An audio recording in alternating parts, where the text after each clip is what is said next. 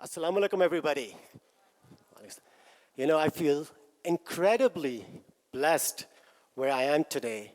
Not only where I'm standing, but coming from a background from a very small town in Pakistan and eventually moving to Canada. And then when you go there at the young age, 25 years ago, it was a cultural shock. Basically, yes, we understood English. We used to talk a little bit, but you were never fluent like the way it should be. So you get bullied, you get a little bit, people wouldn't take you seriously, and people would put you down. At the same time, what happened when I became successful with the business and things like that, a lot of companies would reach out to me and talk to me and ask me, Fahad, can you teach us how to become unstoppable as a leader? Can you teach us how to sell? Can you do this? And my question was, the things we have learned over the years, like 20, 30, 40, I cannot really change all of that in 2 minutes, 30 minutes, or 1 hour. But one thing was, with all the leaders, there was something common. I see here there are people from different age group, from a 6-year-old to somebody close to 60.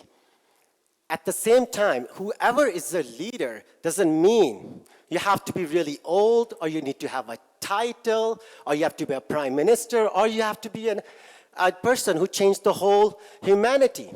A leader could be someone in the household, at the school, a small community, or at the bigger level as leading somebody as a nation. One thing, what is common between all the leaders is, what do they value and believe? So if we look into it, at the young age, as a lot of speakers were talking earlier, they were talking about what they are learning till the age of 6, 8, 9, and that is what is determining the beliefs. And beliefs comes from so many different ways. And one of the things is, the beliefs are coming where they study, the culture, the country, the religion, or even the parents, the most important one. So, when people ask me, Fahad, as a leader, what is the greatest weapon of a leader? What is one thing which defines somebody who's different? And I always tell them, one of the weapons as a leader is the power of anticipation. We're like, what do you mean? Seeing things before it happens. That is very important. Because of the experience, wisdom, they can see, okay, the storm is about to come. We need to set ready and how we're going to handle it. And that is one of the greatest weapons. But what my goal today is, in a short period of time, I'm going to take you with some of the stories we have from our own life, how it helped me to determine where I am. 3 phases, really quick, so you can see. And this way, people can learn from other people's experiences and where the values and beliefs were coming from. Who knows where Islamabad is? Everybody in here would know, but imagine 30 years ago, there's a player who wants to play squash, and it's a female in 30s want to compete for a national championship. People will be like, okay, whatever, Sadkabad, that village, okay. They would expect somebody coming from Lahore, Islamabad, Karachi, or any major cities. So this woman ended up going for squash national championship. And she was a wildcard entry. What that means is, if you are good, show will take it. So she arrives at Karachi, and guess what? They thought it's going to be some villager who doesn't know how to play, and maybe we'll just brush them off. And then she shows up with the whole kit, ready to go, and wanted to play. So she, as a wild card, she wins a game, couple games, and eventually what you realize is she's in the semifinal for the nationals. And everybody is like, what is happening? So a few things happened in that time. Sorry, let's keep on moving. So what happened at that game in Karachi, there was a legend named Jahangir Khan. Most of us recognize Jahangir Khan, who it is, but unfortunately, a lot of younger people have no idea. So Jahangir Khan is one of the athletes in the world who has the 555 consecutive wins in any professional sport. That record has not been broken. So he was watching that game. Yes, he's a legend. He's definitely a legend. We should clap for him. So Jahangir Khan was watching that game and seeing semi-final, this woman losing, 35-year-old, to somebody 18. And later, he talked to her and said, you know what, Alia? Your game I saw, technically you're so much better than all of these girls, but you know why you're losing? You're like, no, well, I'm too old. These girls are so young. I don't have stamina, all these things. And he said, the only reason you're losing is because somebody have planted a false belief into your head that you're too old and you cannot win. And that was one of the moments. So that lady, the way maybe you might be thinking, how do I know so much? She practiced with Jahangir Khan. He coached her, guided her, not as a full coach, but guided her what is going to take her to be successful. And that lady was my mom. So now, losing semi-final, becoming, you want to play, and she was encouraged a lot by my father, where in a small village, well, Sadkabad, there is FFC, Fauji Fertilizer, as you guys know, they have a very good facility, but she was the only woman used to play. But she would compete against men, young guys, and just to build herself to be successful. I ask this question everywhere I go in the world. What makes us perfect? What makes us perfect? Well, if we practice wrong, we will be perfectly wrong.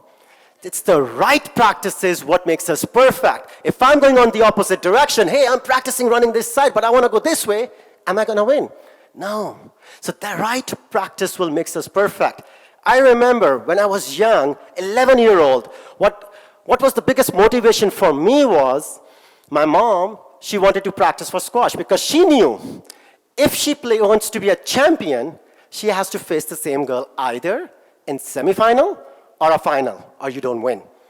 So she was a runner-up for the first time, and she would go out. I would remember that was my first motivation lesson. She'll play squash, she'd take the racket, hit the wall, right in the left corner, she want to serve perfectly in the corner. Well, it takes time to collect the ball, so I would be there. She was like, Fahad, come with me, I'll get you jumping. So I'm 11-year-old, nothing to do in the house, so she will take me, I'll catch the ball, throw it back to her, and every single time she will do the serve, she's taking that girl's name, and because she knows that I'm going to beat her. So that was the first lesson. So at that time, 11-year-old, I don't know, I'm just catching the ball. All I know is I'm going to get German. So, well, that worked pretty well. She did very well. She practiced, and then guess what happens? Usually, what happens is when you are facing so much practice, and she was about to compete, then the biggest tragedy of the life happens. She loses her father, my Nana. And it was his dream for her to become a champion. And now she's devastated. She doesn't want to know what to do because it is such an emotional attachment. So she ended up not playing. Next year, she goes practice like crazy, and I'm collecting more jamun, and I'm there and learning, but at that time I have no idea. So she ended up facing the semi-final and playing in Lahore, which was like a local girl is playing, and it's a big hyped game. Everybody is there, a lot of media. We are talking 1996, and she's 34, competing against 18 to 20-year-olds who are at the peak of their stamina. And eventually, she goes play. It was best of 5. First game she wins. Second game she wins again. And what happens in the mind? The belief, I don't have a stamina. So the coach signaled her, slow down. You can lose this game, but after this, there's no other game. So she loses the third and fourth. She goes all out, and then what happens? She becomes a national champion. So what is the lesson what we take from here? Who's behind all this? Is it just like she was a super mom, she's a superwoman? No, it is the beliefs which is coming from here. It's the values which have been given. So when I see this picture, that's Jahangir Khan and my mom. Am I moving too much, maybe? Okay, that's Jahangir Khan and my mom. When I look at this picture, everybody's like, oh yeah, it's the legend. But no, what I look at this picture is the person behind it. That's my Nana and Nani. So my grandfather had 3 daughters, so my 2 khalas and mom. So going 30 years back, 40 years back, How many of us in Pakistan can imagine a woman playing squash, actively playing sports? Not very encouraging, right?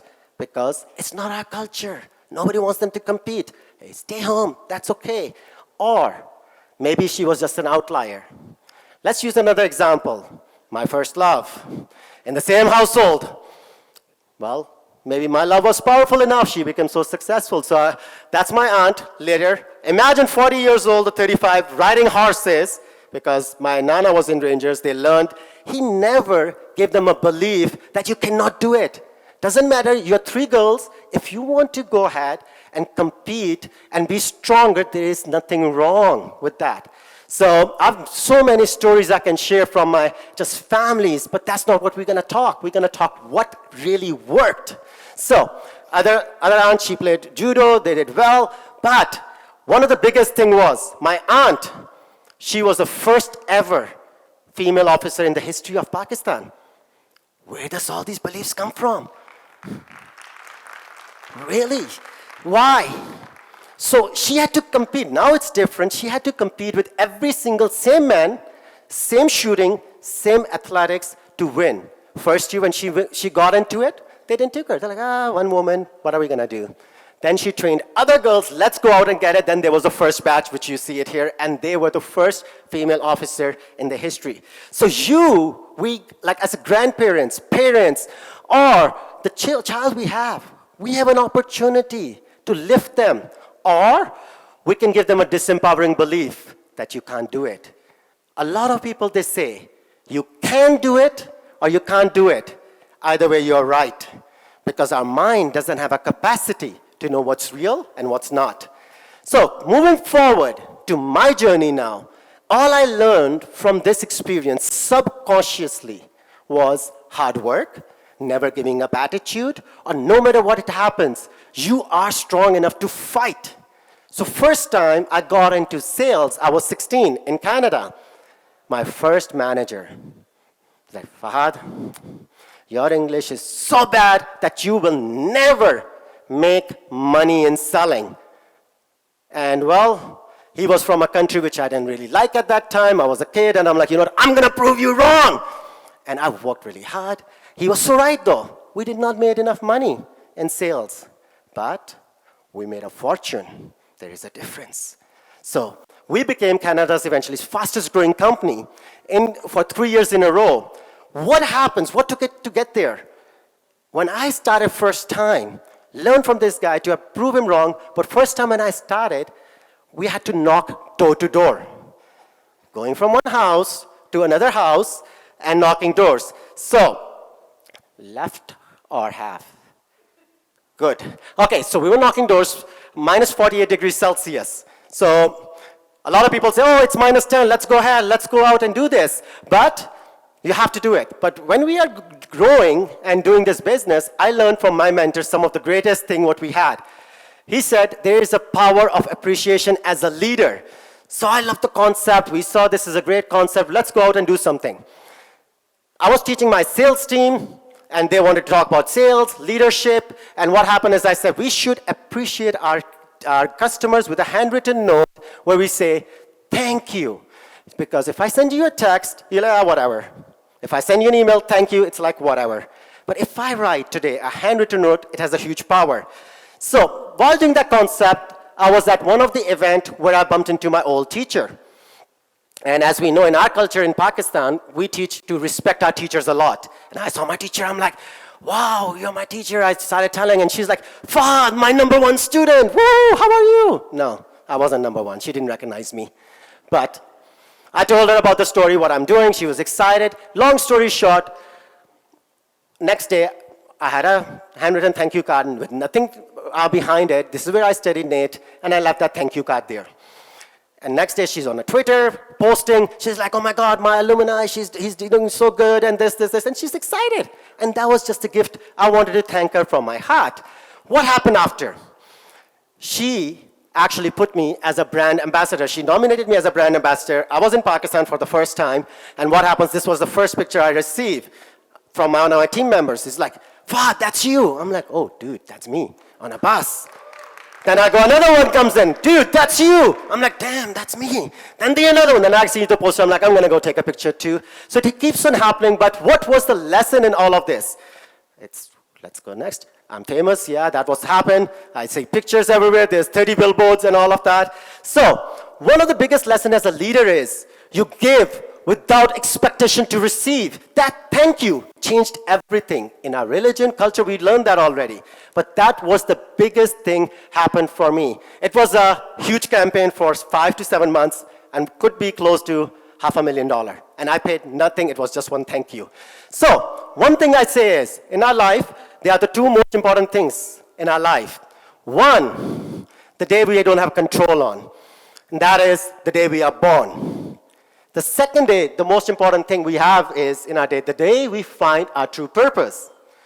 And luckily, for me, both happen to be on the same day, but 33 years apart. I was into a lot of personal development, and I was in Australia, Cairns. That's where I met my mentor. And he engraved a few things into us, and usually what happens is, most people think about this when they are 50, 60, or 70. They're like, oh, I'm going to do something like this. So he asked me a question. My mentor, Tony Robbins, I spent a lot of time with him around the world, and he asked a question. When I say life is, what is the first gut response do you get?